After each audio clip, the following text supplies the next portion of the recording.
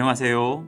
저는 경기도 시흥시에 위치한 이웃을 섬기고 다음 세대를 세우는 교회 수인중앙교회 김진 목사입니다. 예전에 김장환 목사님이 쓰신 큐티 365에서 읽은 내용입니다. 프랑스의 작가 모파상은 단편소설을 통해 큰 성공을 거두었습니다. 모파상이 내놓는 작품마다 베스트셀러가 되며 상상할 수 없는 큰 돈을 벌게 되었습니다. 지중해에는 별장과 비싼 요트가 여러 대 있었고 파리의 노르망디에는 큰 집을 지었으며 시내에는 호화로운 아파트가 있었다고 합니다. 그러고도 은행에는 평생 써도 충분할 만큼의 돈이 남아 있었습니다. 그러나 모파상은 1892년 1월 1일 아침에 자살을 시도했는데 그 이유가 더 이상 살아야 할 이유를 찾지 못했다는 것입니다. 다행히 목숨은 건졌지만 이후 정신질환을 앓다가 마침내 나는 모든 것을 갖고자 했지만 결국 아무것도 갖지 못했다는 말을 남긴 채 43세의 나이에 세상을 떠났습니다. 그런가 하면 고린도후서 6장 10절을 보면 우리는 아무것도 없는 자 같으나 모든 것을 가진 자로다 라는 바울의 고백이 나옵니다. 이 세상엔 모든 것을 갖고자 하지만 아무것도 갖지 못한 인생이 있고 아무것도 없는 자 같으나 모든 것을 가진 인생이 있습니다. 여러분은 현재 어떤 인생을 살고 계십니까? 마태복음 19장을 보면 부자 청년이 예수님께 나와서 질문하는 장면이 나옵니다. 내가 무슨 선한 일을 하여야 영생을 얻으리까? 보통 사람들이 예수님께 나오는 이유는 병을 고쳐주세요. 사업 잘 되게 해주세요. 자녀들 축복하여 주세요. 보통 대동소이한 법입니다. 그런데 이 청년은 영생에 대해 질문하고 있습니다.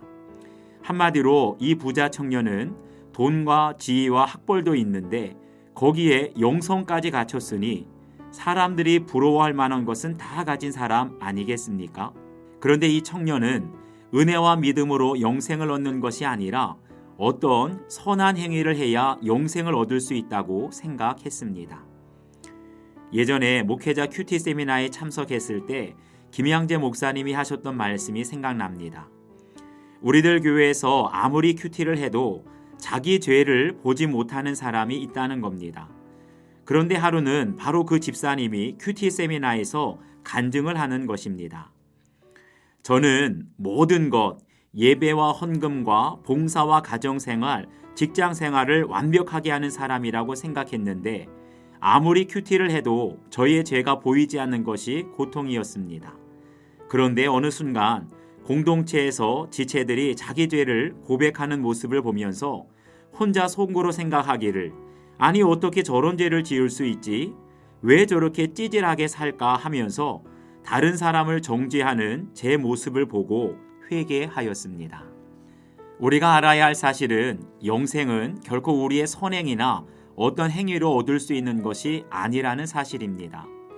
요한복음 17장 3절을 보면 영생은 곧 유일하신 참 하나님과 그가 보내신 자 예수 그리스도를 아는 것이라고 했는데 여기에서 아는 것은 곧 주님과의 온전한 연합을 의미합니다. 즉 언제나 주님이 나와 함께 하시고 주님과 동행하는 삶이 곧 영생입니다. 우리 안에 영생이 있는지 없는지를 알아보는 방법이 있는데 그것은 바로 내 안에 근심과 염려가 있느냐 없느냐입니다. 어떤 사람은 평생 돈이 없어서 수중에 1억만 있으면 걱정과 염려가 없을 거라고 생각하는데 그러면 10억을 가진 사람은 아무런 걱정과 염려가 없을까요? 또 어떤 사람은 평생 질병 때문에 늘 아파서 아프지만 않아도 걱정과 염려가 없어질 거라고 생각하는데 여러분, 건강한 사람들은 걱정과 염려가 전혀 없을까요? 돈이 있거나 건강하다고 건강과 염려가 사라지는 것은 아닙니다. 중요한 것은 내 안에 예수님이 나와 함께 하시는 것이 믿어지느냐 믿어지지 않느냐에 달려 있습니다. 예수님이 늘 나와 함께 하심이 믿어지는 사람은 비록 수중에 돈이 없고 몸이 아파도 그것 때문에 걱정하거나 염려하지 않습니다. 이것이 바로 영생을 얻은 사람의 모습입니다.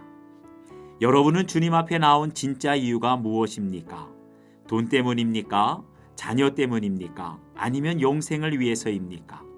지금 여러분 안에 영성이 있는지를 점검해 보시기 바랍니다.